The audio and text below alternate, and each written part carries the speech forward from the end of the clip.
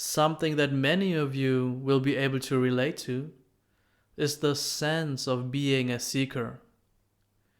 It is that sense of being the one who hasn't awakened yet, who has maybe had some glimpses, but is somehow struggling to really fully realize this all-encompassing completeness. And if you have ever experienced that sense of being a spiritual seeker, then you also know that with that comes a lot of suffering. Being a wanderer, someone who hasn't arrived yet, is quite the unsatisfying experience. There really aren't many seekers who enjoy being a seeker. Most seekers are looking for that time when they can finally rest at the destination of total completeness.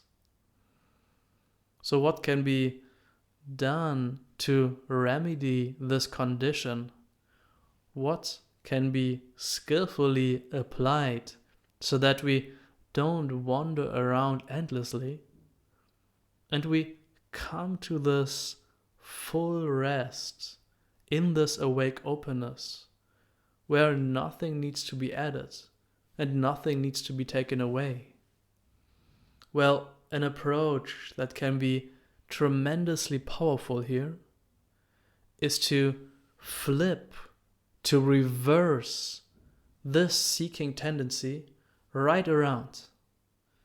So the seeking mind says, what can I do? What needs to be done so that completeness is here? And if we're working with that paradigm, we are always going to be fighting an uphill battle. We will have some momentary glimpses, but they might be all too fleeting, and we are back on that seeking track. So instead of being engaged on this pathway, we're asking the question, how is it possible that completeness seems to not be here? In other words, what is being done right now that makes it seem like completeness is not here? That awakening hasn't happened, that this isn't awakened. In this reversal, something fascinating has happened. We are now no longer the one who's trying to become awakened, but we already fully are this awake openness, this placeless place of completion. There isn't anything we need to do to become this. This is it. Already this is unbounded, ungraspable, free, and totally all-inclusive. This is just the natural state. We don't need to make it happen, and we can't make it happen. This is beyond any kind of doing. So again, the interesting question then becomes, what is the doing that is happening right now that seems to hide this? And now all of a sudden we can become aware of all of these various fixations which make it seem like we are the one who is missing out on awakening.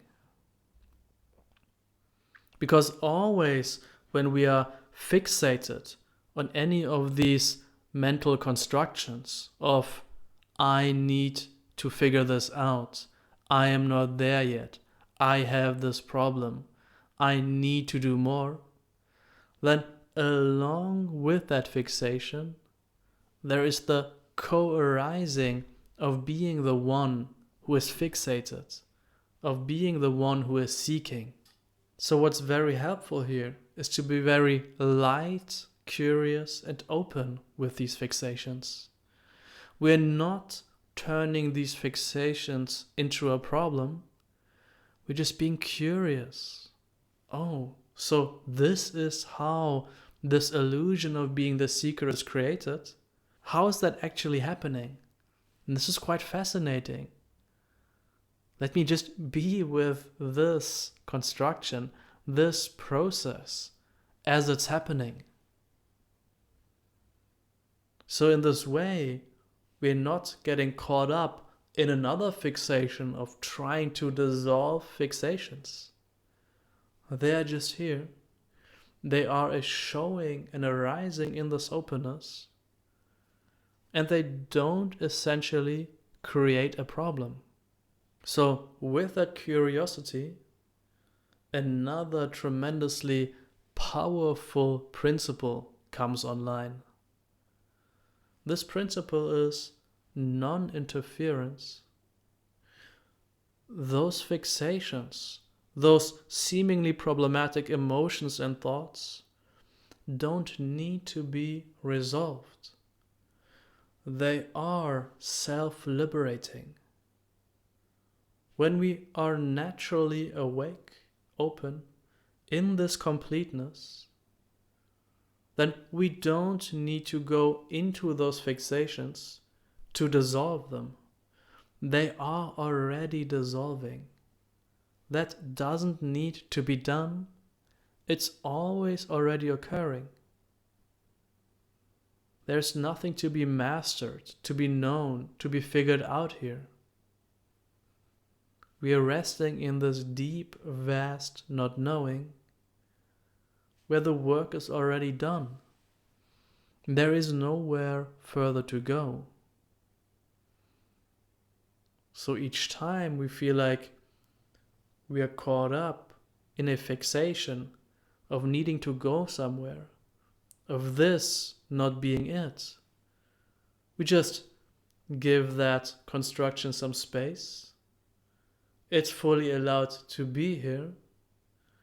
We are not trying to detach from it, but nor are we trying to dissolve it by going into it.